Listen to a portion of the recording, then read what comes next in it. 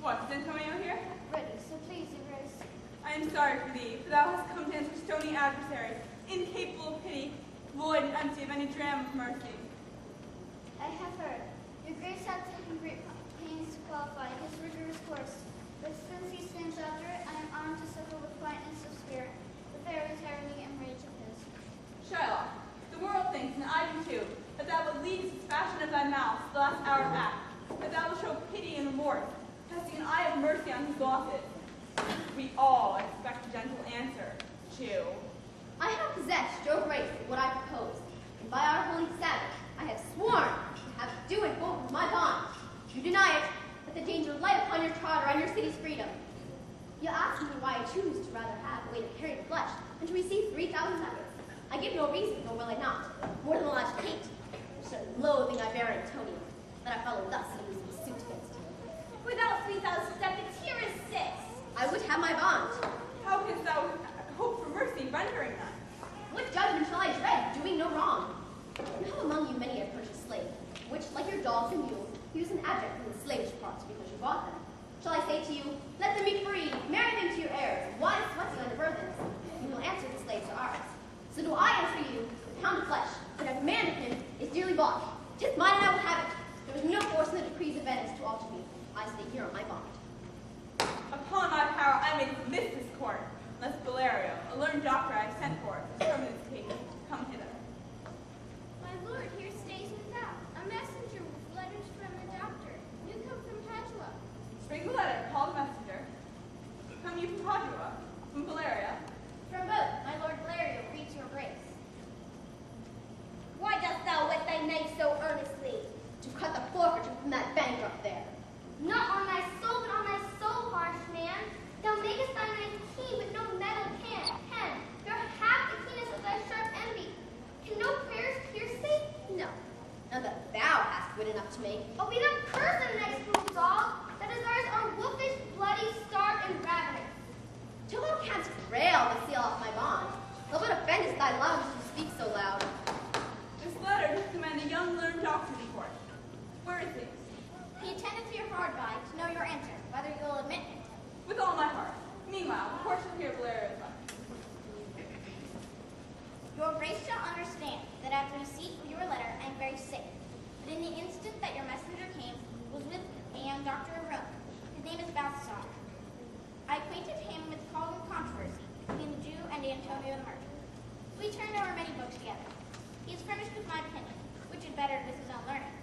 I beseech you, let his lack of years be no impediment to your gracious acceptance. And here, I take it, is the young doctor come. Come you from Padua, from old Valerio?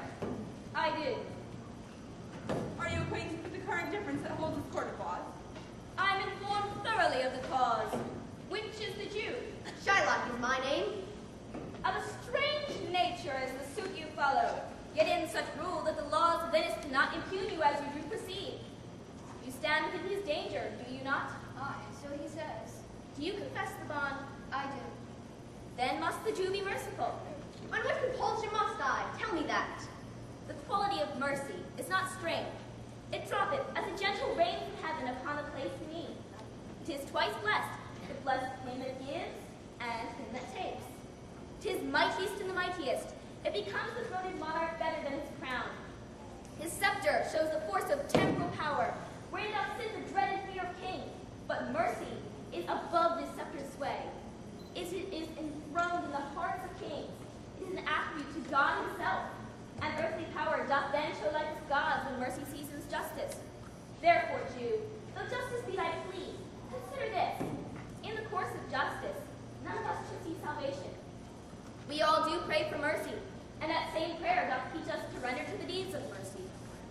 I have spoken thus much to mitigate the justice of thy plea, which, if thou followest, this strict court of Venice must needs give sentence against the merchant bearer.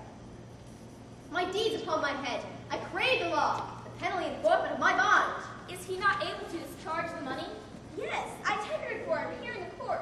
Yea, twice the sum. If that will not suffice, I am bound to pay 10 times over. And I beseech you, rest once the law upon your authority. To do a great right, do a little wrong. Cannot be. There is no power in the tongue of man can alter the decree established.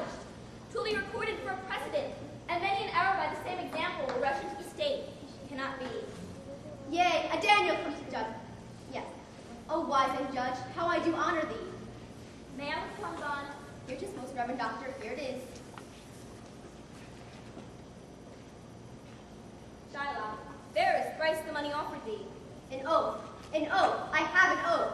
Why, this bond is forfeit, and lawfully by this, could you may claim a pound of that merchant's flesh to be by him cut off. Be merciful. Take twice my money. Bid me tear the bond. It don't appear you are a worthy judge. You know the law. I charge you by the law. Proceed to judgment. I swear there is no force in the decrees of Venice. I stand here on my bond. Most heartily, I do beseech the court to give the judgment. Then here 'tis. You must prepare your flesh for his knife. I, his chest. So says the bond, not noble judge. It is so. Are there balances here to weigh the flesh? I have them ready. Have by some surgeon, Shylock, on your charge, to stop his wounds lest he would bleed to death. Is it so nominated in the bond? 'Tis not so expressed, but what of that? 'Twere good you do so much for charity. I cannot find it. 'Tis not in the bond. Antonio, I am married to a wife who is as dear as me as life itself. But life itself, my wife, and all the world are not esteemed above your life. I would lose all to save you.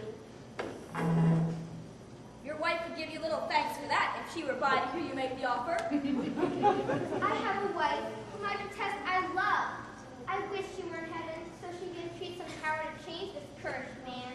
'Tis will you offered behind her back, so we should make yours an unquiet house. We take our time. I pray you pursue sentence. Then here 'tis. A pound of that same merchant's flesh is thine. The court awards it, and the law doth give it. Most rightful judge. And you must cut this from off his chest,